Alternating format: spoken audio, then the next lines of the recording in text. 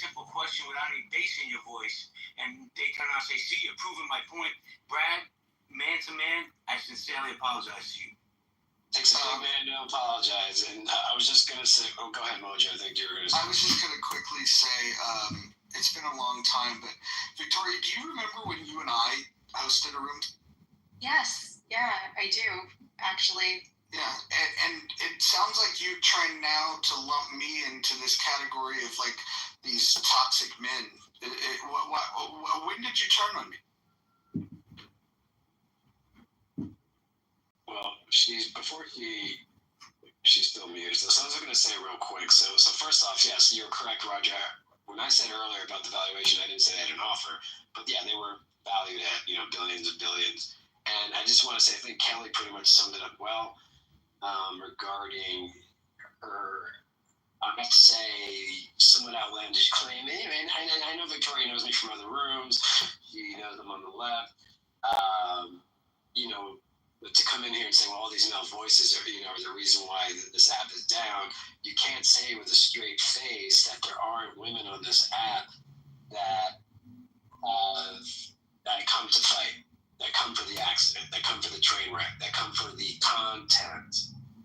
I think the toxicity is actually equal on this app. Maybe not out there in the real world, but it most certainly is on this app. You cannot just to pigeonhole that it's only the male, and then there is I think that's actually like a fair observation.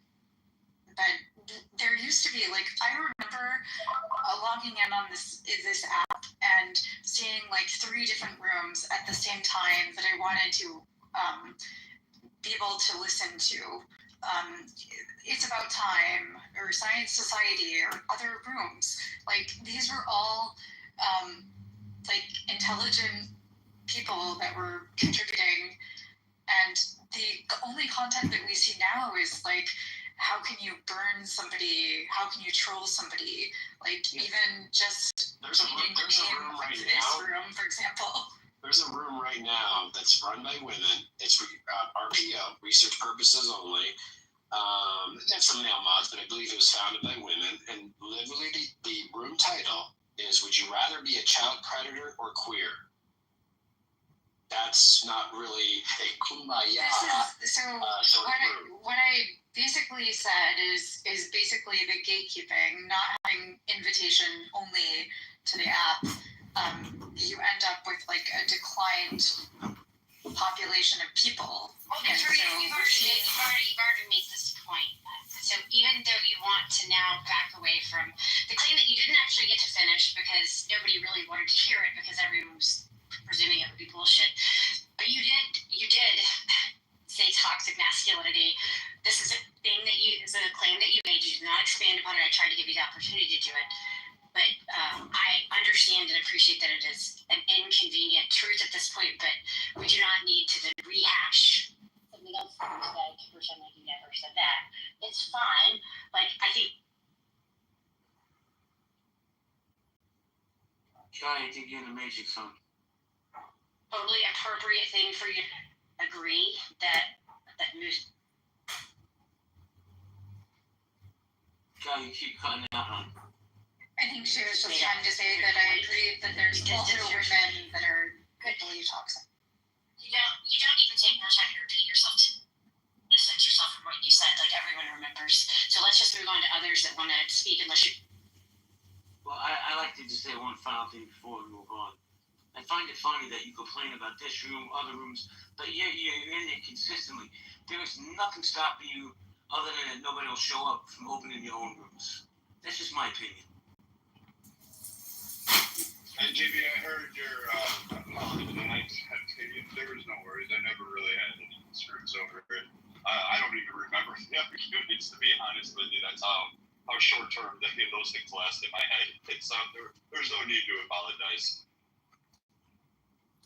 Look, I'll be the outlier here.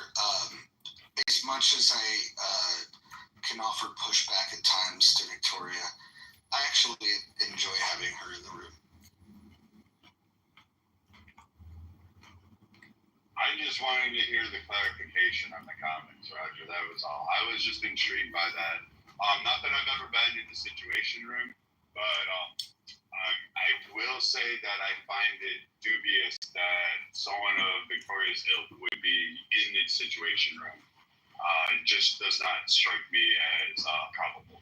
Well, that wasn't even the most interesting part of her submission the other night. The most interesting part was the way that she was made to feel by Donald Trump. Donald Trump, was it a look or was it a comment, Victoria? Maybe she doesn't know she's on mute. Hey, Brad, I have a question for you. What do you think's more believable? Joe B being in the NSA or Dismal being in the Situation Room for 3 presidents? I'll go with Joe B.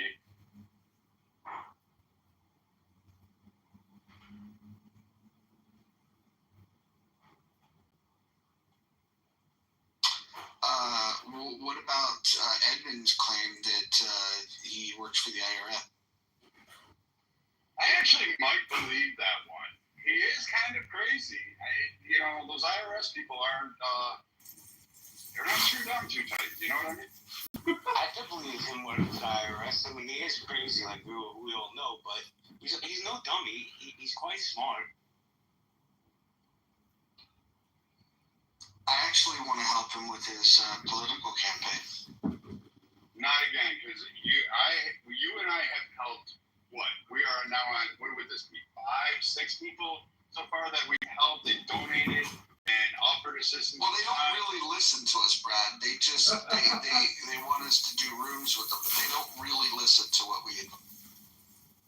Shit, I helped raise money on one of them. I put them in touch with people. Gerard wrote fucking things. I mean, we did whole speeches. No. I'm not helping anybody that's running for office. And one of the fuckers used to be on Clubhouse and then got elected. And it turns out he was a whole different person. He had as many personalities as Victoria. How is Gerard doing? He's doing good. He's doing his thing. He's actually getting more and more in depth with the RNC and political circles. So he's moving up the chain and he's doing his thing. He's rocking it out. Do you guys remember when we did the fundraiser for the guy that was running for U.S. Senate in New York, Tom Queter? And he had a wheelchair that he's bound by, and he needed a new one. His insurance wasn't paying for it, and within about an hour, we raised $11,000 for him to get a new wheelchair. That was one of the more interesting rooms. And we also helped Tom Slocum. Not that I really personally liked him, but we helped him massively in ways. I mean, not that you're going to win against a guy who's got a 98% approval rating for his district, but I mean, we still offered the opportunity and the assistance, and we thought it was, a long shot in the wing, but we gave it our all. I'm not helping anybody that's running for office.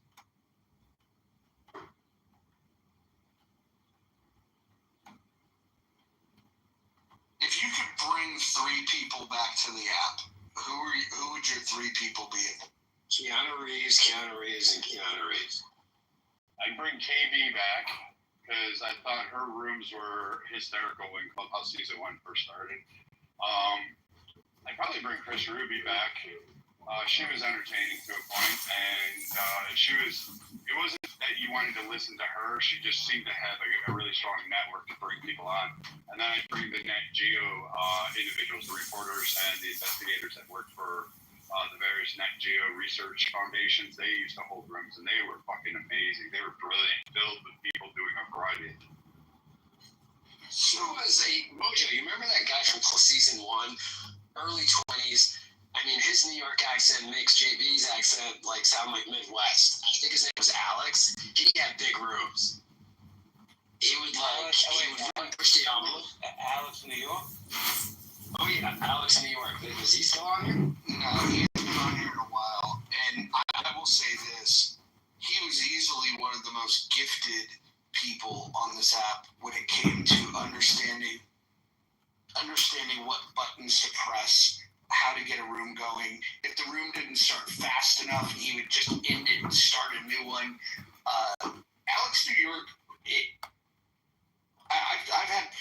conversations with him.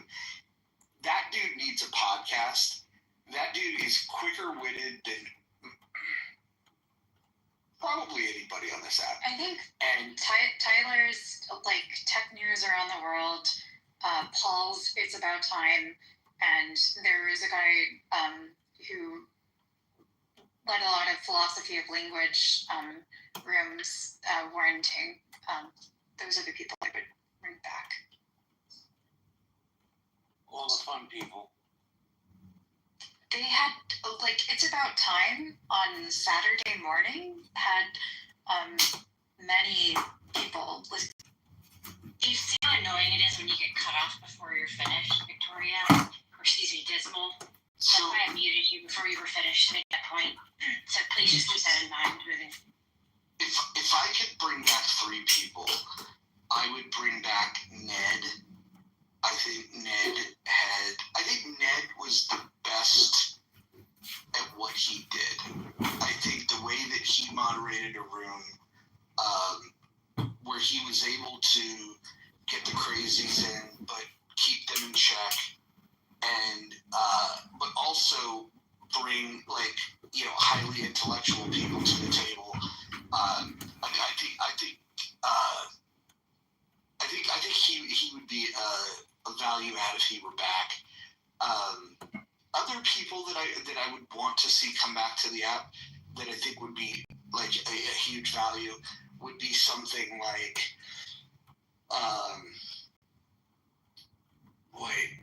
I don't know if you guys would even remember some of these people. Well, Justin Higgins, as much as I thought he was kind of like a twerp, he was very good at getting people. He was getting sitting congressmen, former directors of the CIA. He got a lot of interesting people onto this app to interview them. I didn't like the structure that he had, but the structure that he had was the only way those people were going to agree to come on the stage. And unfortunately, what he did was he quickly abandoned his interest in this app because he got delusions of grandeur. So Justin Higgins and Ned, I think those would be the top 2 that would bring value back. And then, believe it or not, I think even just bringing back Hunter Shackelford. I think Hunter was such a character.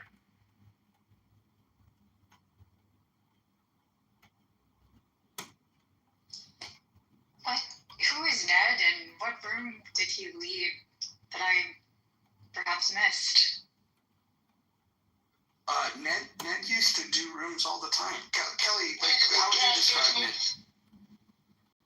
Yeah, Ned generally had pretty open discussions with really, he would have interesting people, like a variety, not just a set panel, but a lot of the people that, people who have been on for a while would have considered, like, I guess, heavy hitters, things like that. That was in community with them, and so they would spend time in his rooms, and generally the topics would be current events, like often steered towards politics, but also often steered toward, I hate to say like culture war issues, but like that's what they're often reduced to now, but this was, years ago before people were having these kinds of discussions in the same ways. And Ned managed to keep the conversation really efficient, even with the, quote unquote heavy hitters. He had a way of managing the stage to keep them from dominating, being boring, etc., and also including randos that he didn't know.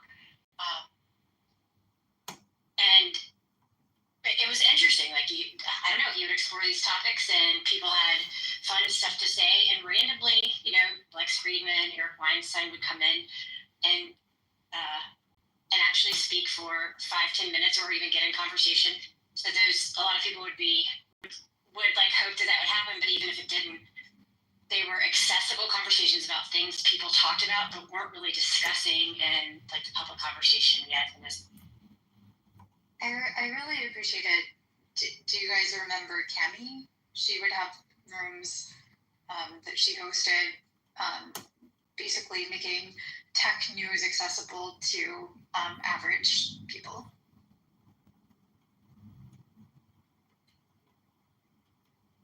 scientific and basically STEM related topics. Nobody knows what I'm referring to. I mean, that's Cammy may have done that, but I think what most people probably remember her for is kind of just being like the silent mod. It was like always a mod on almost every stage. She didn't, the discussions you're talking about, most people don't remember her from that, at least in, on this side of like political clubhouse, I guess. Like a better word. She did it kind of like really quickly. Hold on just a second. Hopefully I wasn't breaking up when I responded to you, Roger, but do you think that was a good summary of what Ned's room? Yeah, I think so. I think he's probably one of the smartest people, one of the best communicators, and what he was able to do is take his time to curate a space, and instead of like doing the volume of rooms like you and I would do, like marathons, every day, or the room would last a week or some shit like that, Ned would be like, maybe once a week, maybe twice a week at the most, and he would put more thought into it, and because of that, I just feel like the quality of his rooms, I don't think there's ever been anybody that's had higher quality rooms than he has. That's my opinion. Cammy's an interesting one. She's somebody that would follow me, unfollow me, follow me, unfollow me, and then she, once Healthy Debates started like blowing up, then she was definitely following. And then we'd do the whole thing where we'd bring her on the stage and we'd give her a mod badge, and she'd just park there, probably not even listening to the app. But she did these rooms that she would open, and she'd be like, okay, guys, this room's only going to be open for 15 minutes. Let's say something positive. And I'd sit in there, and like people would go around the room saying the most fucking mundane shit. And then she'd just be like, okay, everybody, I'm gone. And then the room would be over. So my experience with her was that I thought she was a clout chaser. She did seem nice, and she actually has real world experience, which, that's something that most people on this app can't say. Like where she's done some cool shit. But the way that she engaged was definitely very clout chasing. That was at a time when they thought that, hey, as long as you have followers, somehow, some way, you're going to be able to monetize that.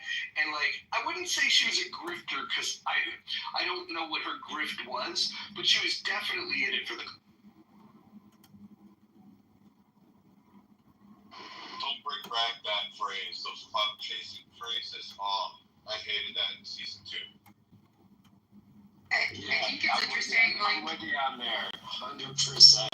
All the cloud chasing was so bizarre, and to JB's point earlier about all the grifters on here, I didn't realize that everyone and their mother in the kitchen sink were life coaches. Yeah, there are definitely those things. I will note like a couple of times that I've seen Eric Weinstein on the app, it was in Cammy's rooms. Eric Weinstein was a regular in Healthy Debates. He came to all the rooms. He would pop around all the time. Yeah, he was one of the 50 people that they made it where when you downloaded the app, here's the 50 people that you might want to follow, and then you could click one button and you're following him. And as a result, he had like 8 million followers or some shit like that. That's why when he would come in the room, like we used to refer to it as the Weinstein bump. Back at peak popularity, if he jumped in the room, you would get about 100, maybe 200 people, and if he jumped on the stage, you'd get about 800 people that would pile in. So like there was a huge jump when he would pop in. What was his deal again? Was he a big financial guy? He used to work for Teal, but he's a mathematician, but I think most of the things that people would know him for is just being part of that quote unquote intellectual dark web, and going on the podcast circuit and talking about things that used to be people were uninterested in. It used to be people would listen to Drive Time or Sports Talk Radio or whatever, and then with that explosion of like these public intellectuals came, he was just one of those. Him and his brother Brett. He was also fun in the political spaces because he seemed to have a flair for it. He liked having the discussions, and he would stay for a while. I know he's a couple of times he parked up there for a couple hours. It's like, Jesus, that's great. Yeah, I saw him in a lot of the philosophy spaces. He definitely parked, but I don't see him anymore on this app. The last person that had much of an audience that would come to the room regularly and participate on the stage was Lex Friedman. He's probably the last of the celebrities that, if you want to call him that. He would sometimes randomly appear in Kemi's spaces. Lex just didn't like the recorded part. He did not want to be recorded. What Lex appreciated about What did he do? Lex Friedman's a podcaster. He's an engineer. He's if you listen to him, some people love him, some people hate him. He speaks very slowly, but he likes to get people on his podcast and get into some pretty deep conversations. He's had Elon on his podcast probably more than I don't think. You could probably add all of Elon's podcast appearances on other major podcasts together. Rogan's had it more. No, there's no way. Absolutely no way. As far as Brett Weinstein, he started a podcast called the Dark Horse Podcast that he does with his wife, who's also another professor. That's Brett's podcast, right? Yeah, Brett and his wife. Yeah. Brett kind of lost his mind over some of these things. Like, he wanted to start the Unity Party. That fizzled out, and then he went into the claims that he made about COVID were pretty crazy. I think most people have kind of discredited Brett at this stage. Oh, he knew it wasn't a wet market early on. His master's thesis was in bats, so some of it he wasn't totally wrong. I'm not defending him; he is crazy, but some of it at the beginning was interesting. I think that's totally fair. I think he fell prey to that, though. I don't know if it was the thing that we refer to as audience capture now. I don't think it was quite that. I'm not sure if it was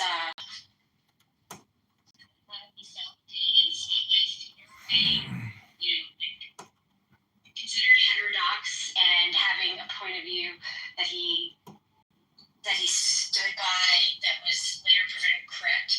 But it's as if his ability to discern fact from fiction or base a claim on evidence as he had it before was completely lost to that moment of glory.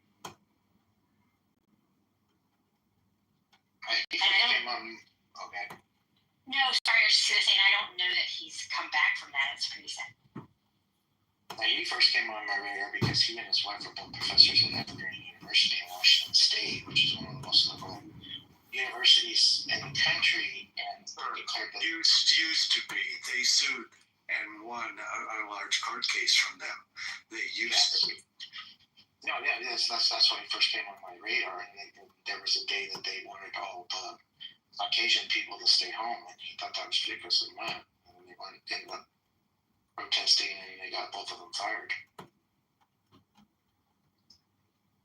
Yeah, that's also the university tied up physically the president. Those protesters tied up and kept the president in his office and made him communicate without hands moving because his hands were offensive. It was a pretty crazy period. I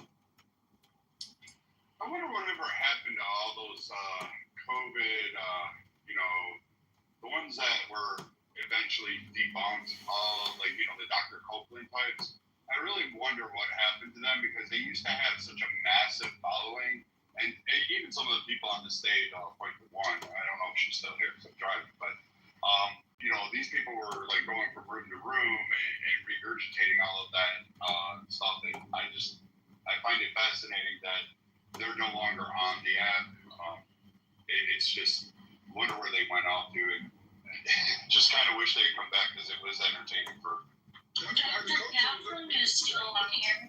Yeah, Dr. Copeland. Dr. Copeland, he's been on half of the last month. I just saw him for the last month or two for sure. You know what was funny? Dr. Catherine was pretty well liked on here by most people.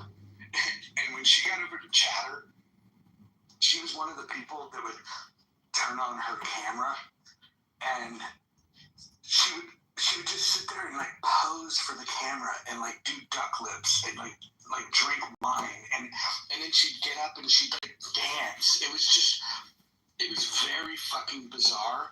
And like, even though I thought she was, I don't know, I wouldn't say I liked her, but I didn't dislike her. Most people were like, what the fuck is up with this chick? It's like, when she was on Chatter, that's when everybody was just like, dude, she's a weird. Oh, she's just having fun, you know.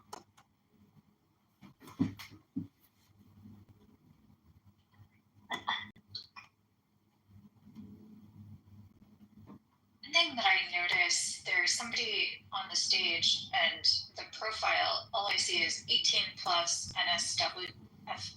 Not safe for work. Because his nipples are out if you look at the picture. Sorry, I'm not able to see it. And Oh, yeah.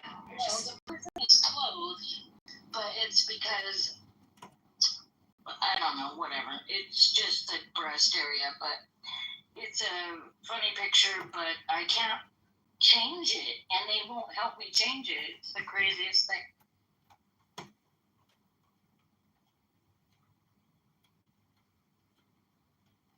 Dawn, are you on drugs? No. I don't do drugs, Roger. And I don't drink. No. I'm telling why? Because I said they won't help me change my picture. And I have an Android. I don't have access to change this. Once you have an NSFW. No, your PTR had nothing to do with my question.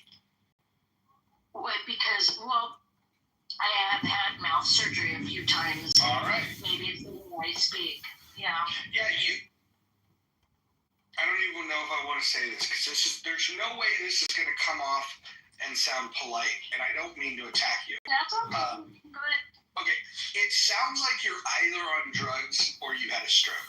That's what it sounds like to me. Oh my God, that's funny. I'm glad you told me. I'm glad you're honest. No, it's probably because of the mouth surgeries. That's what's going on. No problem, and I have no beef with you. I think you're a sweet person, and I appreciate your presence on it. Oh, thanks, Roger.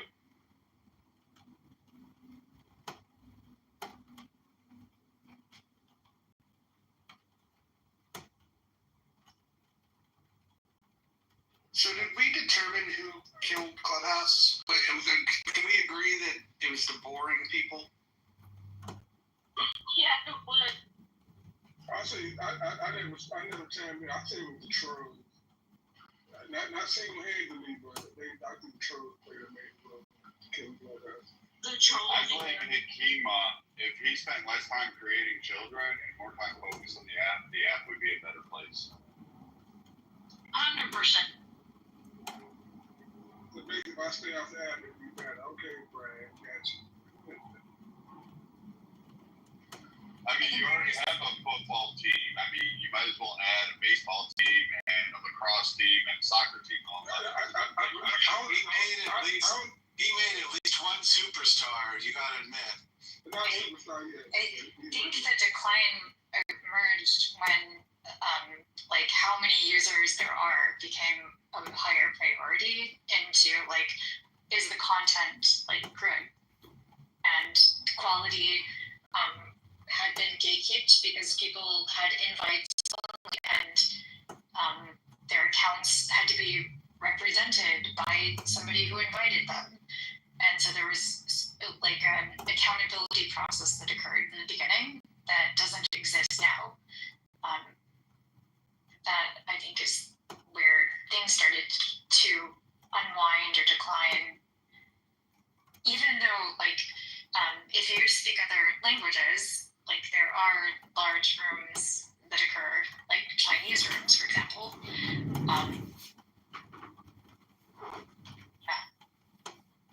But getting more app downloads from India probably could even just be like a farm, but like, are these actually active users? I don't know.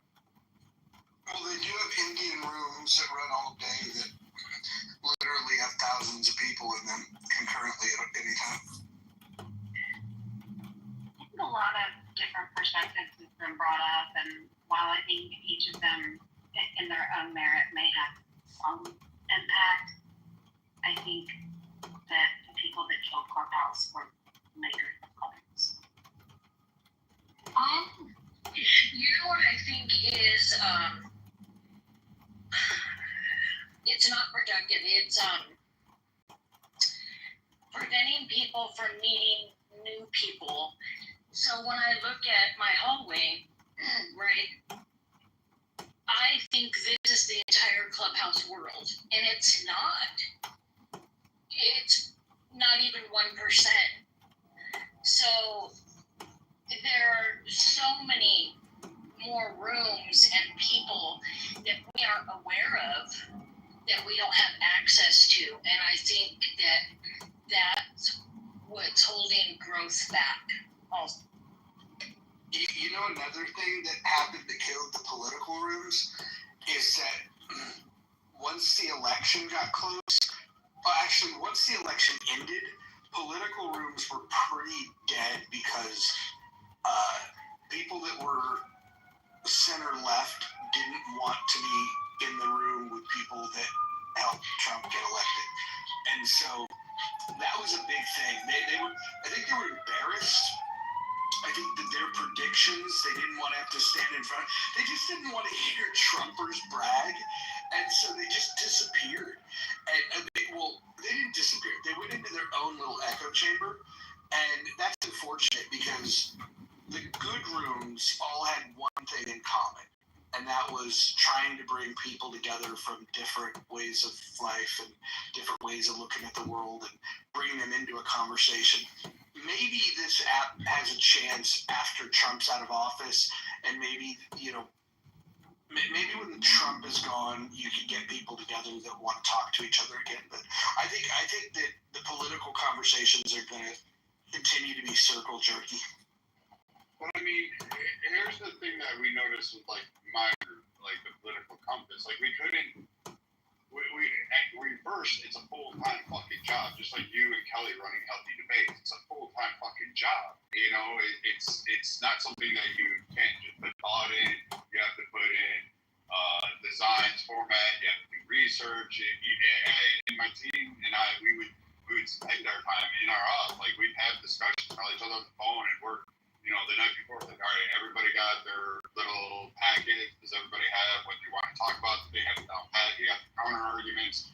And so we would look at those and we'd say, all right, we're going to curtail it this way and make sure that we try to stay in this area of the topic and not veer too far off. And that, you know, sometimes it works, sometimes it didn't. But you're right. Like, a lot of people would come in and they would bridge gaps. And we did for a while there in the midterms.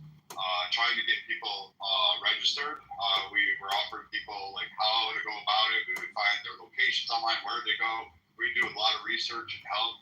And people were like laughing at us, but you know, like we wanted people to go vote. That was our big thing. But I don't know, if I were to open a political compass today, all the topics would just drift with what the PC is. Like if you look at political correctness, their topics are just anything anti-Trump, and it's just weird. Nothing is good. No trade deal is okay. No step sports piece is fine. No, nothing this man does is at all good. And then you get like the Victoria trolls that just will continue to go on and on and on, and it's boring. Like, what are you gonna fight?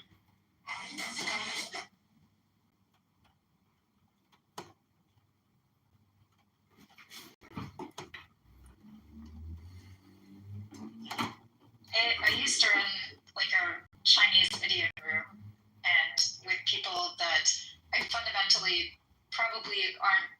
I wouldn't be in alignment with on a political basis. That we were able to host a room together, and we were able to bring in people like different world perspectives. And I think that's like what's unfortunately being lost. Like manners no longer exist. People think that it's acceptable to just insult individuals, and I've even found myself like doing that at times, and I like it's ridiculous. Like, so accountability requires that people actually buy it to something, and like, yeah, sorry, I just feel like I've learned so much about different people in society on this app, and I'm not like feeling very positive about it anymore. I think you're right, but I have to tell you, I really like how you articulate every word properly. It's beautiful.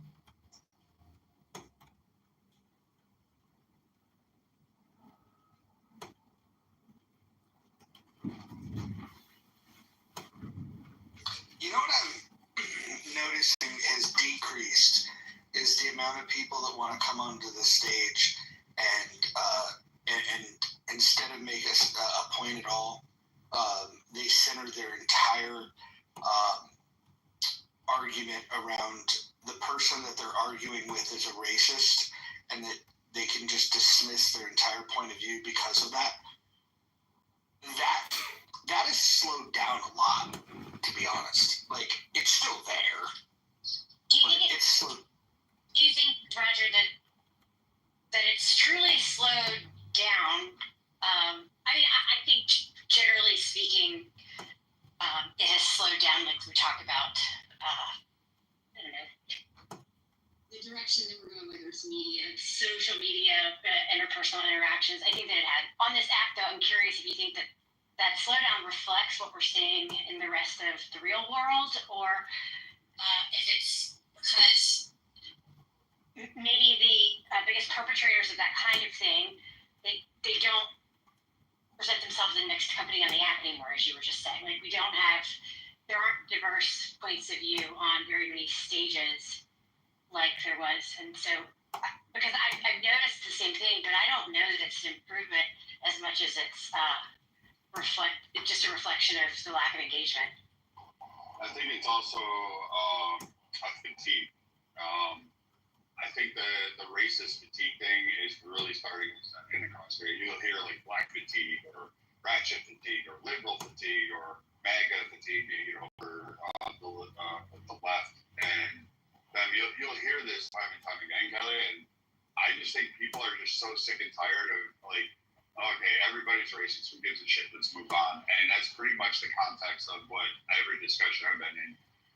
And even on Twitter, where I'll jump on and listen, no one has time for it. And in fact, those people that were screaming the most are often the ones that were just booted down and forgotten about. So I don't even know if Hunter Shackelford, if she came back, I don't know if people would listen to her. I honestly don't. I think she would probably be dismissed. I think they would just not give a shit because they're just like, we're so tired of that one talking point that you just constantly only comment on, and you have nothing else to bring to the table. Yeah, I think there's a couple things. So I think, Kelly, the idea that, some of the people that would be most prone to do that, if you had to put a name on it, it would be people like Dr. Articulate, right? Like that would be like the poster child of that, right? They're not going to show up in a room like this anymore. They just won't. But also, the reason why I think they wouldn't want to is because there was a time where somebody came and said, "Oh, hey, Roger, that's very racist." I would actually stop and think like, "Oh, did I not say my point clearly enough? Like, maybe I need to restate my case." And I felt like I had to defend myself.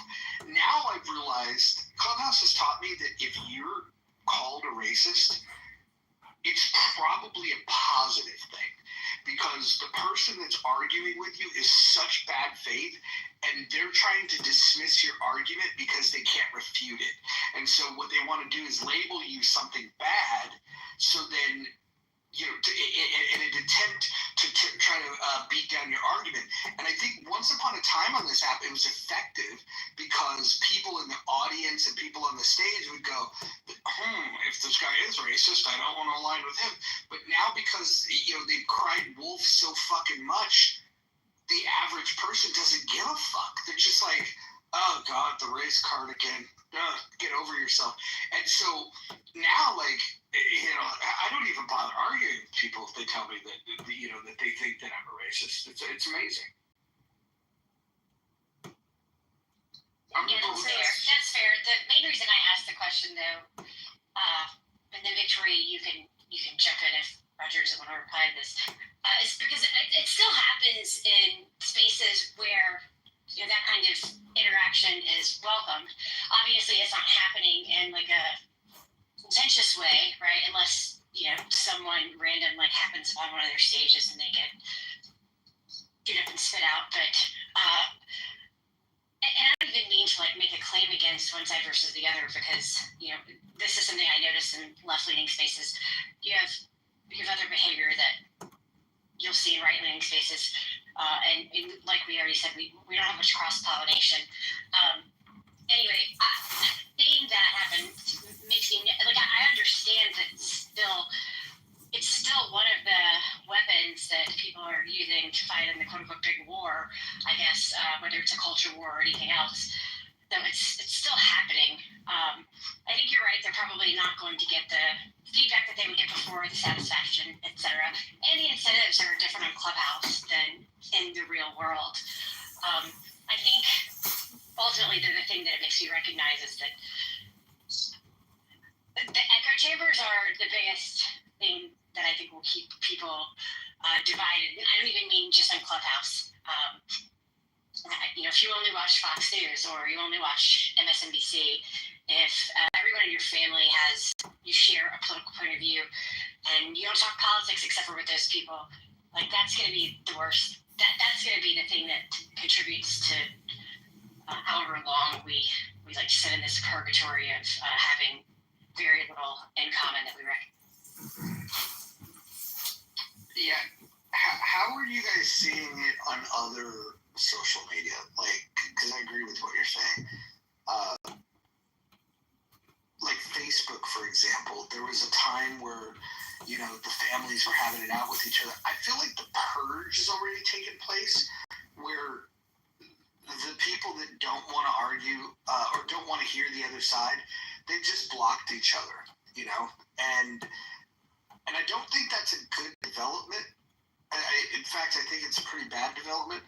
I think the way that we'll get past it is, I think when Trump is gone, I think there's going to be an effort, would be my guess, for people to lighten up. If, by the way, if the left wants to repair the damage control to their image, they need to get a sense of humor. They don't even need to change their perspectives. All they really need to do is just get a sense of humor and a sense of humility and quit acting like they know it all. And if somebody, like, you know, the whole own the libs thing, if somebody makes a joke and makes a mockery of a leftist position, the most powerful thing they could do is, instead of trying to battle and refute it and call the person a racist, all they should do is just laugh and say, oh, good one. And that would completely nullify, you know, like, the escalation of those tensions. But I think what's weird is, when I was a kid, the stuffy people that didn't allow criticism were all on the right. And now it's like it's shifted to, like, it's not that the right it doesn't do this anymore, but now the left, like, is doing it way more extreme than the right ever had. And so that's why I think the middle have abandoned them, is that the sanctimonious assholes, there's more of them on the left now than there are on the right.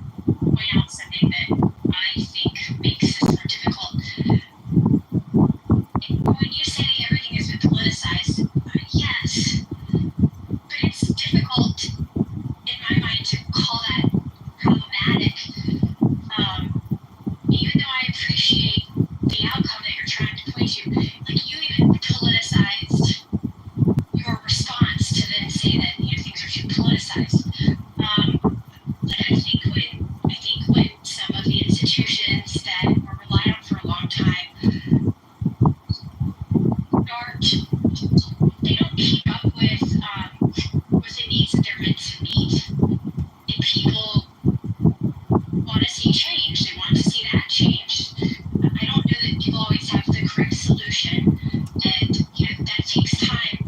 But when there's trouble, it's meant to be politicized. Now I get it. You don't want that to mean that people cannot be friendly with one another. But let's just take the example of you saying, I blame the people, the states that have taken resources.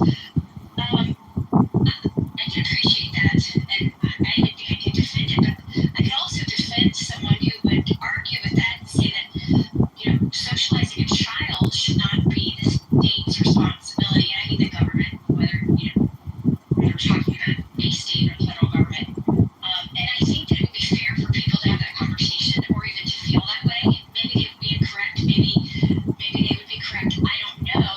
That's where the conversation goes. But how far are you from thinking that even though you blame the states that take resources and don't socialize children, how far away are you from being able to say, like, that's my point of view, but I think it's fair for someone to not think that should be the job of the government?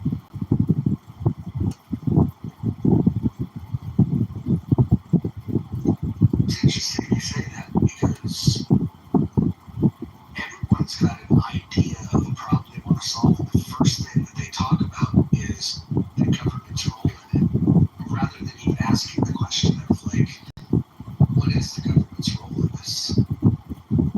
So it's just, I don't know, it's kind of bizarre to me. We should focus our attention locally.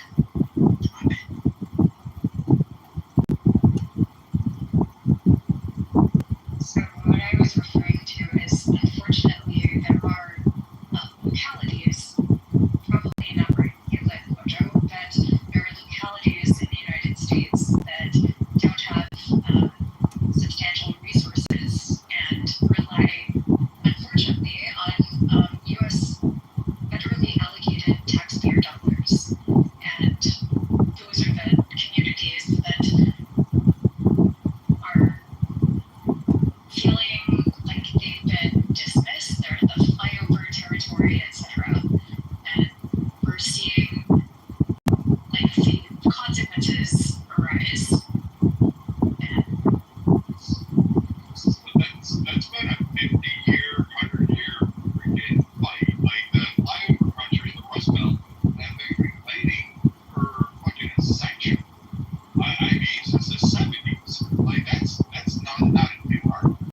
That was something that was actually held by, like, I would say, one side of the political aisle much more vociferously. Not that they did as much as they promised. Nowhere near what they promised.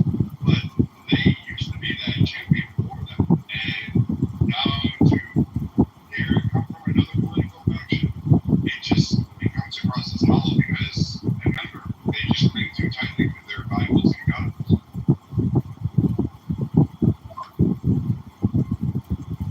And I think you've actually just, like, illustrated my point, which is that I think there is, like, a centrist argument, or many people would probably just say, yes, we want children to be educated, we want them to be obedient, we want them to behave appropriately and socialize them into the world. I don't think anything that I'm saying should be controversial, but we're politicizing it because it's me who's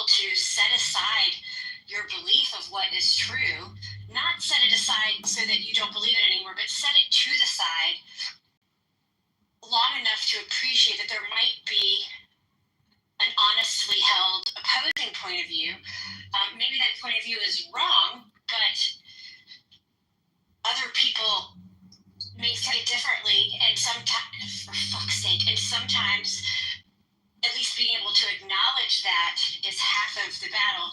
But you couldn't even acknowledge that. You just disregarded what I asked you altogether and restated and then made an accusation. Kelly, I've honestly, had to set aside beliefs that I held, that I thought, oh, this is true. Like, the U.S. is a moral authority. And I've reviewed the evidence right now. Victoria, honestly, please don't do this. Like, I feel like this has been somewhat productive. I mean, if you want to crash out, I'm sure everyone will enjoy it. So you can do this rant if you want. I've heard it 1,000 times, so don't do it for my benefit. If you want to answer the question directly, please go ahead. Otherwise, I'm not interested. I'm not interested in like the performance that you're about to do. But again, I'm not going to stop you.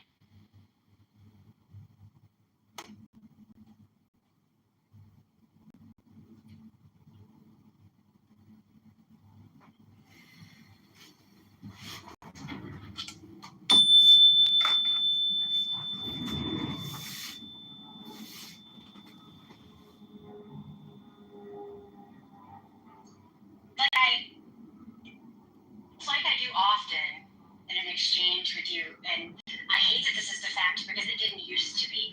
And as much as I disagree with so many positions that you hold, I have respect for why it is that you hold them, and I have a lot of respect for often how you've gotten to them, what informs them, all of that. The problem is that I don't think that this is intentional at all. I'm not sure what's causing it. Like I said, it's a more recent development. You either willfully don't or you're either willfully not acknowledging the communication coming from other people, or you're intentionally ignoring it, or you don't know that I don't really know what's causing it, but you're not actually engaging with anything other than your own point of view. And when you come up against somebody who just asks you if you're willing to do that, you just start restating more of your points of view. This is a thing that you've done on this stage today. You've done it a lot recently. I actually think that this is a huge problem. I don't know how to. I think it's a big problem on both sides, honestly. And I don't know how to get through to people that do this, where the only thing that they are holding on to in this frantic way is what they believe to be true, and they're not going to have a discussion outside of re-announcing those things.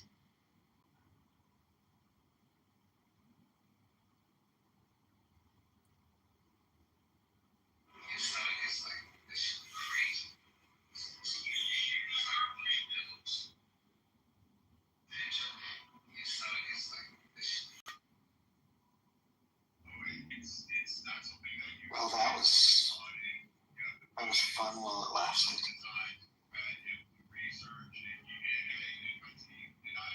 The original title of the room was talking about who ruined Clubhouse, and there was a conversation yesterday that Lou had on here, Lou Fax, about it was a Clubhouse reunion, and a lot of people joined that room. A lot of people joined these rooms frequently, but some people had returned that hadn't been on the app in a while, and then today Jonathan Bing felt the need to start a room saying Clubhouse reunion ?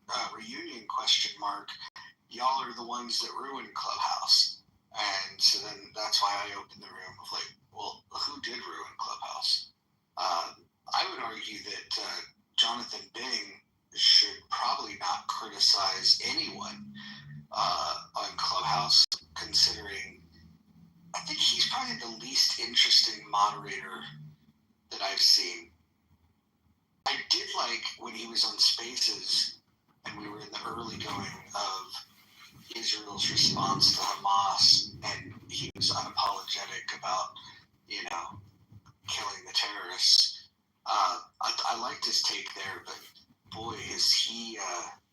I think you can make the argument that Jonathan Bing's type of room is what the biggest contributor to ruining Chatter, but rooms like his are what ruined Clubhouse also. So maybe you can make the argument that that Jonathan Bing is probably the worst thing that's ever happened to social.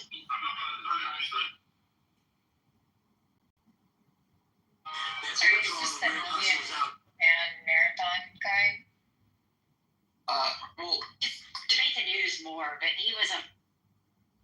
yeah, Million Marathon was Nelson. I thought Nelson did a good job. I think Jonathan Bing was always kind of like a sidekick. Like he used to do real estate rooms with Jerry Malcolm, and Jerry Malcolm was the draw for that when he was in Million Marathon. Nelson was the draw for that. Debate the News, similar. Like nobody goes to listen to hear what the fuck Jonathan Bing has to say. They just don't. Is Charter still a thing? Like, is that still, is that like actually live? Do people go to it? Well, let's let David respond to the question that Roger asked. Roger, that's a great question. We've talked about it, but it's occurred to me because we haven't heard Kelly. I'm just going to say this. You're what I've missed in Clubhouse. I didn't realize it until I heard you today, but thanks for your point of view and how rational you are. So it's been good to have you back. I'm offended, David. I guess I should be proud. Thank you, David. I've missed these stages, but carry on. So go ahead. Go ahead, Dismal.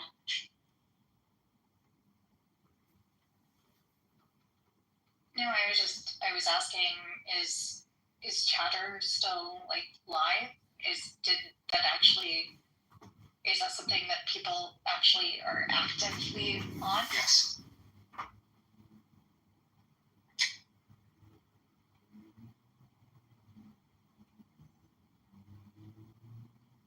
Well, obviously not now, because nobody in this room is on it now, I would imagine. Yes, after now. Yeah, I mean, they just released, I think within the last month, they did a public release. They've been on beta this whole time. What are your thoughts on it? Like, I'm going to respond about Jonathan Bing, because this isn't like a chatter combo. Or we might go there, but I'm going to respond about Bing to Roger because it's more on the topic of what ruined it. Like, Bing is a good soldier.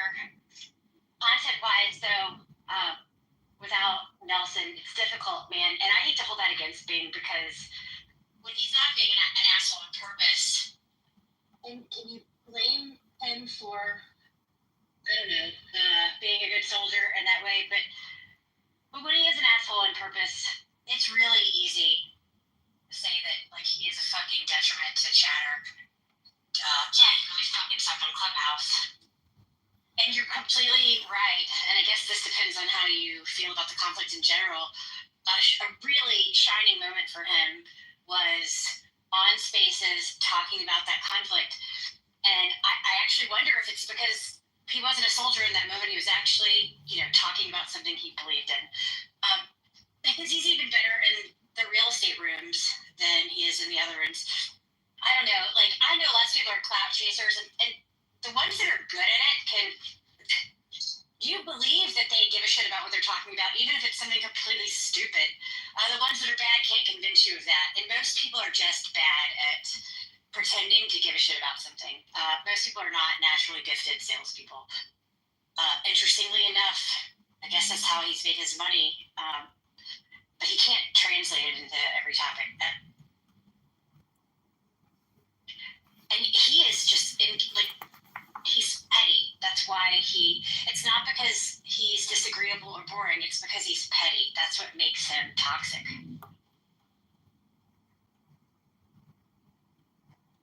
Yeah. From my optic, what I witnessed, at least with people that migrated to Chatter, was that it was like absorbing a number of people that I would label as trolls. And so I'm curious, how has that app performed?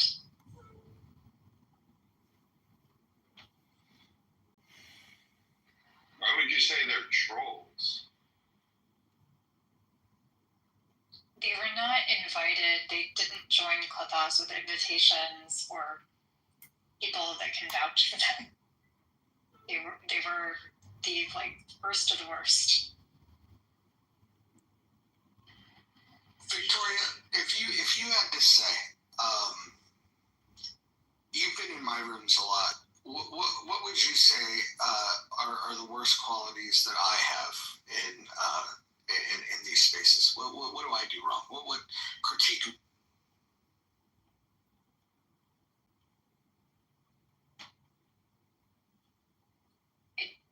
Do you really want honest feedback? Yeah, First of all? yeah, that's what I'm asking for. Okay. I would say that you sometimes dominate discussions. You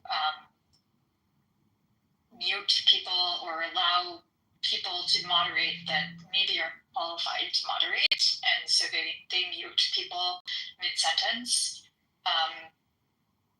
But I think you do, I would offer as good or positive feedback that you are able to bring people in, and people obviously want to join your conversations. So you're succeeding at that.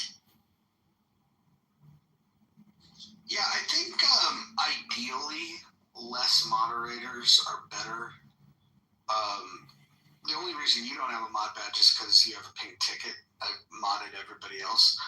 I don't feel comfortable joining a club called In the Muff. It just, it reads awkward to me. What do you mean?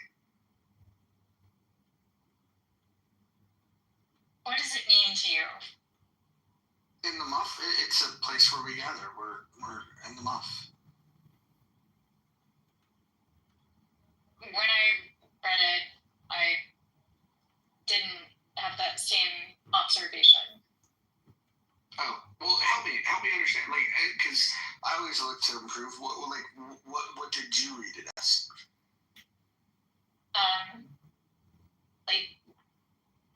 Basically just an indecent name. Oh, I see. Okay. So I hear what you're saying. So, where is the etymology of this term? Have you ever played golf? No. I mean, I guess I technically I have, but I'm not good at it. Okay, got it. Yeah, well, there's a term where, if the ball is in the muff, you got to play it from the muff.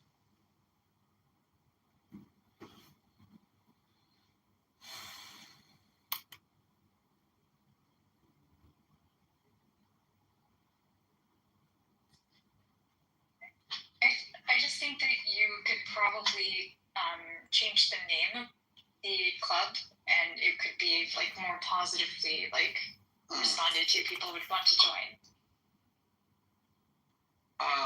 Okay, so what if I changed it to being positive in the muff?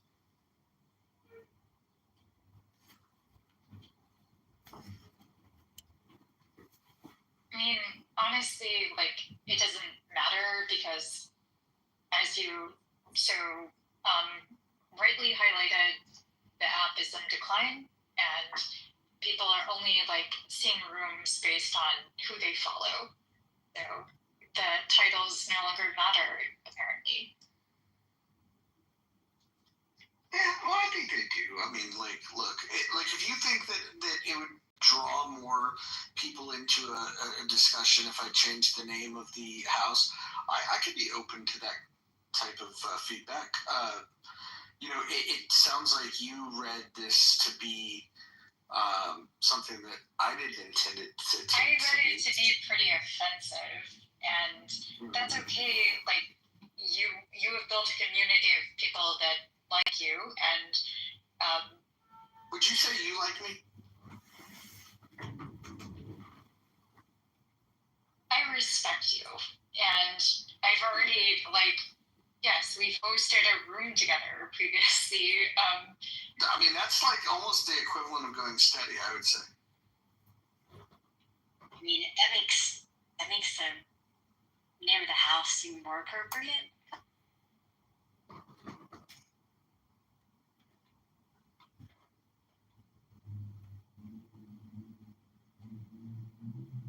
So getting back to you respect me, and I appreciate it. You know, respect is a good thing, and it's typically earned. But my question was, do you like me? You kind of pivoted from that. Do you not like me, Victoria?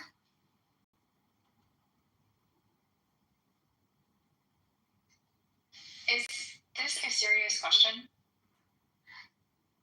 It's a small room. I thought we were just, you know, I was asking for feedback, and so I'm just curious. Like it sounds almost as if you want to say that you don't like me, and I would welcome the feedback if that's true.